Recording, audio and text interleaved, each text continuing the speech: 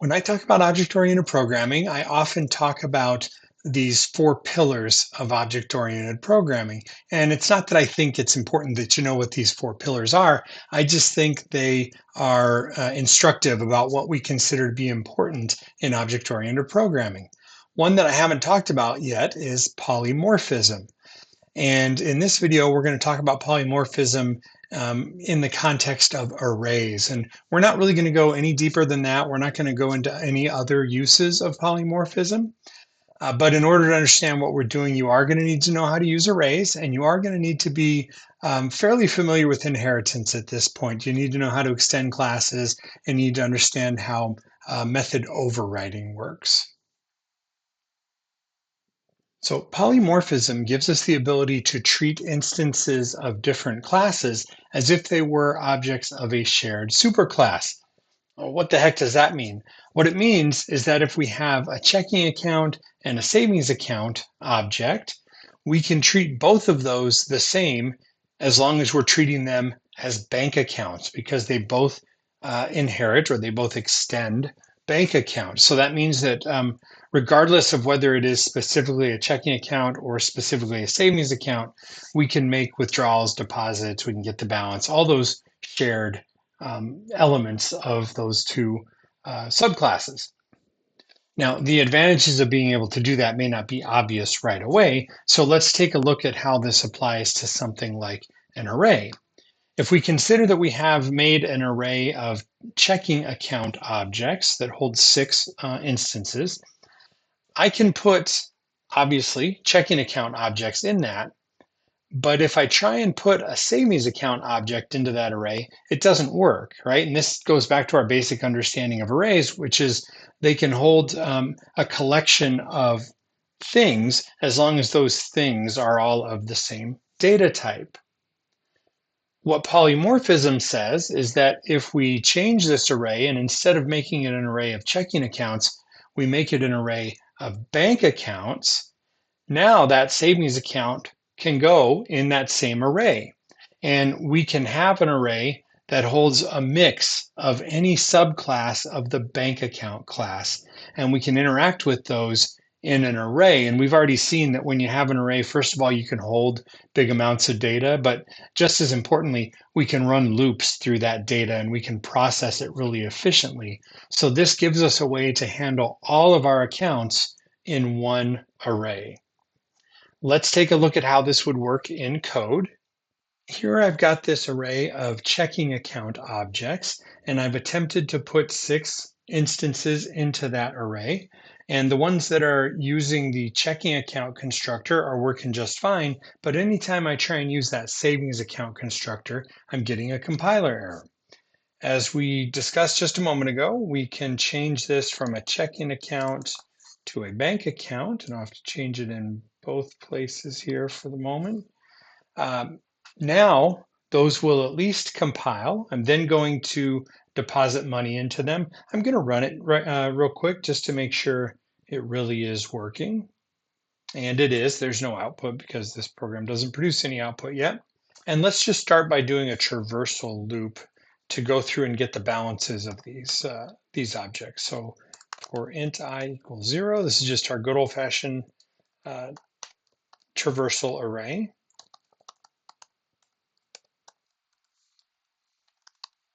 And so now I'm going to print out the balance for each of these in order. Balance equals, and we'll just say accounts I dot get balance.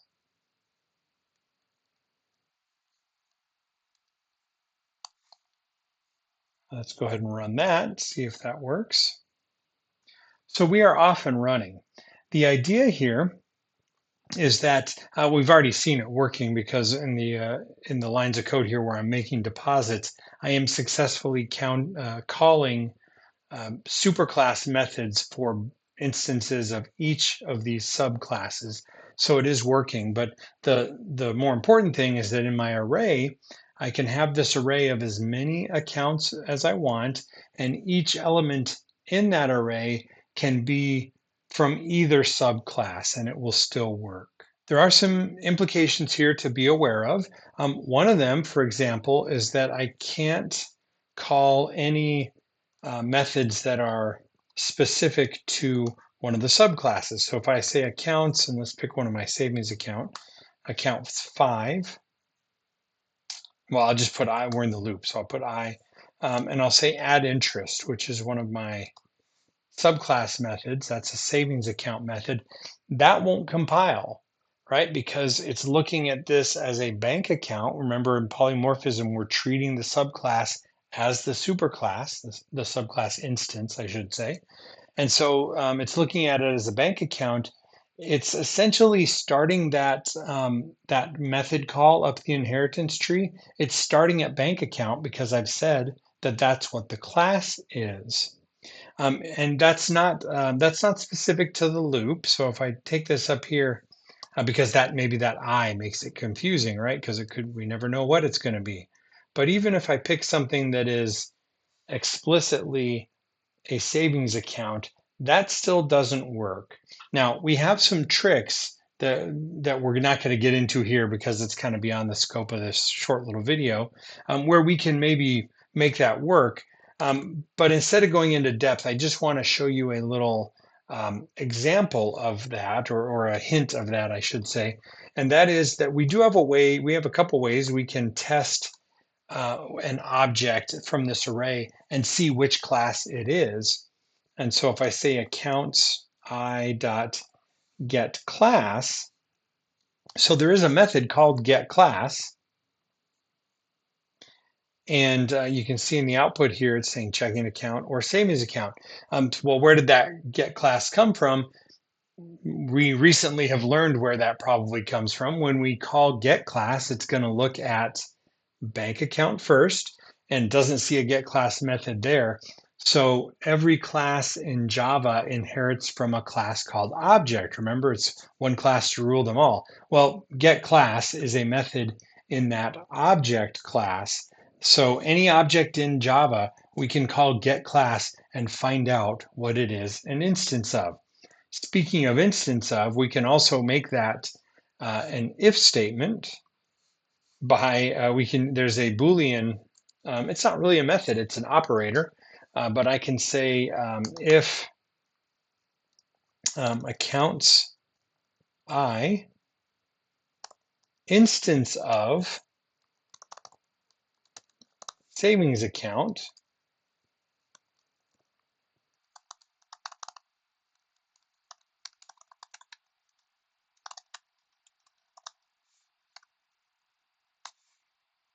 and I misspelled savings account there, I put an S on the end. So this instance of is a Boolean operation that compares whatever's on the left to whatever's on the right. Or well, sorry, it looks at what's on the left and says, is this an instance of the class that I refer to on the right? And it's going to return a true or false. Now, it's not quite as simple as then saying, well, okay, we know it's a savings account now, so let me just add the interest. It's not quite that simple. There we have to do some downcasting and some things that, again, are beyond the scope of what we're doing here. But I just wanted to point out that we're not stuck. We do have some options there. The other thing that's a little more relevant to us now with what we know so far is that regardless of what the instance of returns, without us having to worry about it, our method calls will move up the inheritance tree in terms of overriding. So if I go to my savings account, I haven't overridden deposit here, but if I do that, if I say public void deposit, and we'll say double amount, and I'm just going to say system out println. This is a worthless override, but it shows the point. This is a savings deposit. And so now I can just do my superclass deposit with the amount, and I don't have to add any other code. So now if I come back to my my test method here, my test program, and run this again, And we're really looking at these lines of code up here. So anytime that we call a deposit method, it is moving up that inheritance tree. I think I kind of misspoke a few minutes ago. We are still going to move up that inheritance tree in terms of overriding, right? And it's not clear what's happening because they were sort of mixed in here. But every time we deposited to a savings account, it ran this this override version of that deposit method, and so it spits out that little line of text. The point here overall is that we are still able to create an array of bank accounts, put the subclasses in it. We can't call the methods that are specific just to that subclass, but if we call a method that's overridden, it will respect that and it will call the correct version of our overridden method.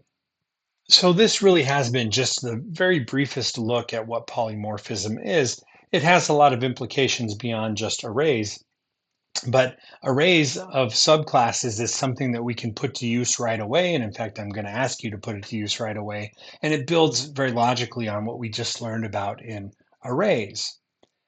As is always the case, if there's been anything in this video that you're not sure about, please reach out.